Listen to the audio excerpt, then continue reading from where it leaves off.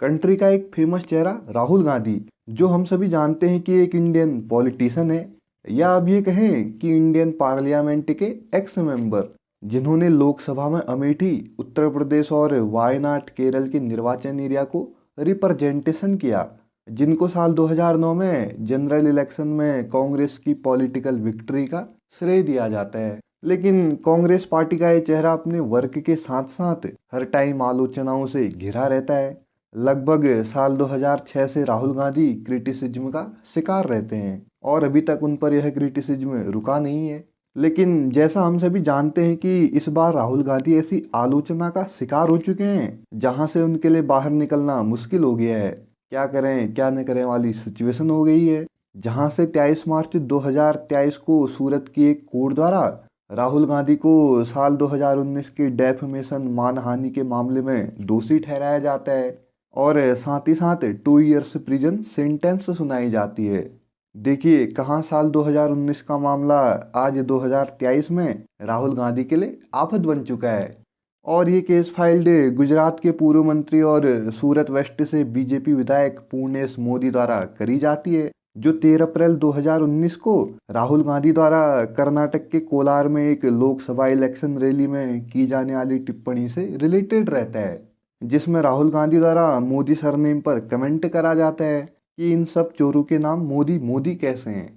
और यहीं से मामला गया कोर्ट में, जहां से राहुल गांधी को 2 इयर्स की सजा होती है और साथ ही साथ 23 मार्च के अगले दिन यानी 24 मार्च को गुजरात की अदालत द्वारा 2 साल की सजा की वजह से representation of the people act 1951 की सेक्शन 83 के तहत उनकी संसद की सदस्यता खत्म कर दी जाती है।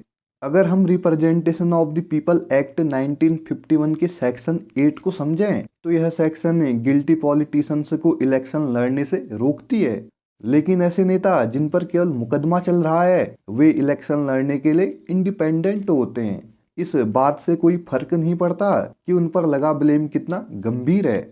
इस एक्ट के सेक्शन 8, 1 और 2 के अंतर्गत प्रावधान है कि यदि कोई मेंबर ऑफ लेजिस्लेचर एमपी या MLA murder, rape, untouchability, contravention of the foreign exchange regulation act या रिलीजन, लैंग्वेज, रीजन के आधार पर शत्रुता पैदा करना, इंडियन कॉन्स्टिट्यूशन का अपमान, प्रतिबंधित आइटम्स का इंपोर्ट एक्सपोर्ट करना, टेररिस्ट एक्टिविटीज में शामिल होना जैसे अपराधों में लिप्त होता है तो उसे इस धारा के अंतर्गत अयोग्य माना जाता है और 6 इयर्स की ड्यूरेशन के लिए अयोग्य घोषित कर दिया जाता है।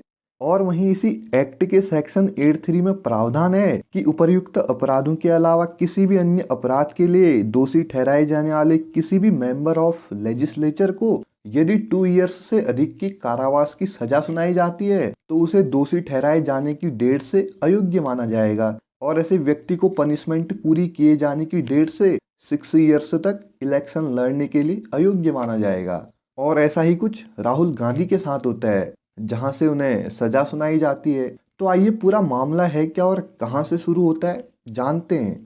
तो कहानी की शुरुआत होती है आपका साल 2019 से, वो भी लोकसभा इलेक्शन से पहले, जब सारे चुनावी पार्टीज अपने अपने एजेंडे को लोगों के बीच रखते हैं और बड़ी बड़ी जनसभाओं का आयोजन किया जा रहा होता है। हर जगह सभी पार्टीज अपनी अपनी जीत के लिए वर्क कर रहे होते हैं और इसी बीच राहुल गांधी कर्नाटक के कोलार में एक रैली में पहुंचते हैं और वही अपने एजेंडे को वहां राहुल गांधी को सुनने आए लोगों के बीच रखते हैं। लेकिन बीच में रैली के दौरान राहुल गांधी मोदी गवर्नमेंट पर करप्शन को बढ़ावा देने का आरोप लगाते हैं और राहुल गांधी द्वारा यह भी कहा जाता है कि सभी चोरों का सरनेम मोदी कैसे है, चाहे वह ललित मोदी हो या नीरव मोदी या नरेंद्र मोदी, और अगर आप इनसे भी आगे ढूंढोगे तो और नाम भी निकल जाएंगे। और राहुल गांधी द्वारा पीएम मोदी को घेरते हुए कहा जाता है कि चौकीदार ही चोर है। नीरव मोदी, मेहुल चौकसी, विजय माल्या, ललित मोदी, अनिल अंबानी और नरेंद्र मोदी इन सब की एक टीम है। राहुल गांधी कहते हैं कि जनता का पैसा इन्हीं लोगों के बीच घूमता रहता है। ये सब चीजें रहती हैं।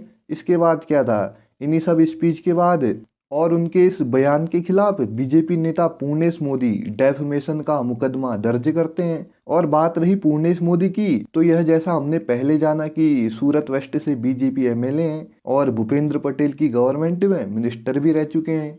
पूर्णेश मोदी का आरोप है कि राहुल गांधी के इस कमेंट ने पूरे मोदी कम्युनिटी की मानहानि करी है, जहां से राहुल गांधी के खिलाफ इंडियन पेनल कोड की स्ट्रीम 499 और 500 के तहत मानहानि का केस दर्ज किया जाता है। और इंडियन पेनल कोड की स्ट्रीम 499 में आपराधिक मानहानि के मामलों में अधिकतम 2 साल की सजा का प्रावधान है। अगर हम मानहानि को समझें तो किसी व्यक्ति की प्रतिष्ठा को हुई डैमेज से संबंधित है मानहानि का मुकदमा। इंडिया में मानहानि का केस सिविल और क्रिमिनल दोनों हो सकता है। यह इस बात पर निर्भर करता है कि किसी की मान प्रतिष्ठा को निशाना बना आरोपी किस उद्देश्य को हासिल करना चाहता है। सिविल केस में कोर्ट गलती को मुआवजे के निवारण में देखती है और क्रिमिनल लॉ इस तरह का गलत काम करने वाले को दंडित करना चाहता है। साथ ही गिल्टी पर्सन को जेल की सजा के साथ दूसरों को भी ऐसा कार्य नहीं करने का संदेश देता है। और यहीं से सेक्शन 499 में किसी व्यक्ति की प्रतिष्ठा को नुकसान पहुंचाने के इरादे से उसके बारे में पब्लिसिटी या बोलकर या इस नॉलेज बिलीफ के कारण कि स्कैम रिलेटेड व्यक्ति की प्रेस्टीज को नुकसान पहुंचाया जाएगा, इस कैटेगरी में आता है। और यहीं से सेक्शन 500 में इन चीजों में दोषी पाए जाने पर पेनल्टी या विथआउट पेनल्टी के साथ 2 इयर्स की कैद का प्रावधान है। तो हम थे राहुल गांधी पर। तो सजा के ऐलान के बाद पेटिशनर पूर्णेश मोदी मीडिया से बातचीत में कहते हैं कि हम इस फैसले को दिल से स्वागत करते हैं। 2 इयर्स की सजा के ऐलान से खुश हैं या नहीं, सवाल ये नहीं है। ये एक सोशल मूवमेंट की बात है। किसी भी सोसाइटी रेस के खिलाफ बयान नहीं दिया जाना चाहिए और कुछ नहीं। बाकी हम अपनी सोसाइटी में बैठकर चर्चा करेंगे।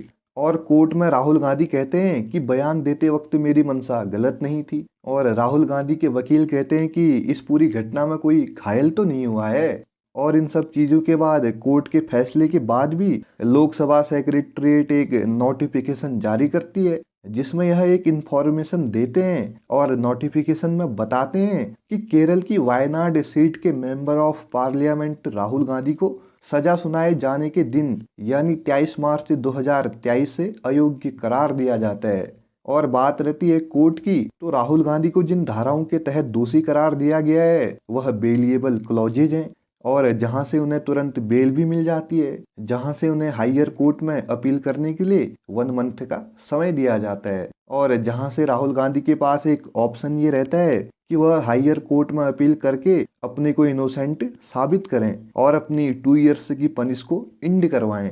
लेकिन ये तो रहती कुछ बातें जो अभी राहुल गांधी के साथ बीत रही हैं। लेकिन एक पुराना समय मैं आपको बताना चाहूंगा, क्या आप जानते हैं कि एक ऑर्डिनेंस जो राहुल गांधी की मेंबरशिप बचा सकता था? जी हाँ दोस्तों, सितंबर 2013 में राहुल गांधी द्वारा एक ऐसे ऑर्डिनेंस को बेतुका करार दिया गया जो आज उनकी मेंबरशिप पर मंडराए संकट से उन्हें बचा सकता था। तो समय था साल 2013 का, जब उस टाइम यूपीए गवर्नमेंट एक ऑर्डिनेंस लेकर आती है जिसे डॉक्टर मनमोहन सिंह सहित पूरी कैबिनेट द्वारा पास किया गया था। तब उस टाइम राहुल गांधी कांग्रेस पार्टी के वाइस प्रेसिडेंट थे और वो बिल को फाड़ देने की बात करते हैं। आप जानते हैं कि वो बिल क्या था? तो इनफैक्ट उस टाइम की गवर्नमेंट एक बिल लेकर पास भी करवाती है। इस लॉ अमेंडमेंट में यह प्रावधान किया गया कि यदि किसी व्यक्ति को 5 इयर्स की पनिशमेंट होगी तो तभी उसकी लोकसभा या असेंबली की मेंबरशिप इंड होगी। और तब राहुल गांधी ने दागी एमपी और एमएलए पर लाए गए यूपीए गवर्नमेंट के बिल को बेतुका करार देते हुए कहा था कि इसे फाड़कर फेंक देना चाहिए। और स्टेटमेंट देते हुए तब राहुल गांधी कहते हैं कि इस देश में लोग अगर रियलिटी में करप्शन से लड़ना चाहते हैं तो हम ऐसे छोटे समझौते नहीं कर सकते। जब हम एक स्मॉल सेटलमेंट करते हैं तो हम हर तरह के सेटलमेंट करने लगते हैं। और जहां से मनमोहन सिंह कैबिनेट द्वारा इस बिल को संसद में पास नहीं करवाया जाता है और जहां से आज राहुल गांधी को अपनी मेंबरशिप गंवानी पड़ रही है। तो ये रहती हैं कुछ बातें अभी राहुल गांधी के 2019 से 2023 तक की, जहां वह अभी मुसीबत में है।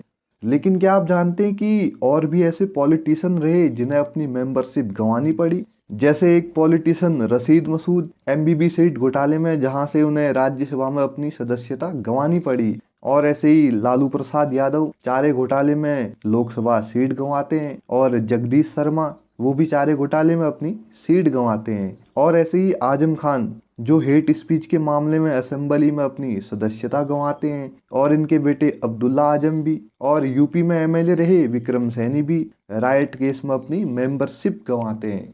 तो ये थी कुछ बातें राहुल गांधी के उस केस के बारे में। ज़्यादा तो नहीं, लेकिन जितनी मैंने देखी, जितनी सुनी, वो आप लोगों तक पहुंचा रखी है। होप करता हूँ आपको जानकारी अच्छी लगी हो। अगर जानकारी अच्छी लगी तो वीडियो को लाइक और चैनल को सब्सक्राइब जरूर करें। धन्यवाद।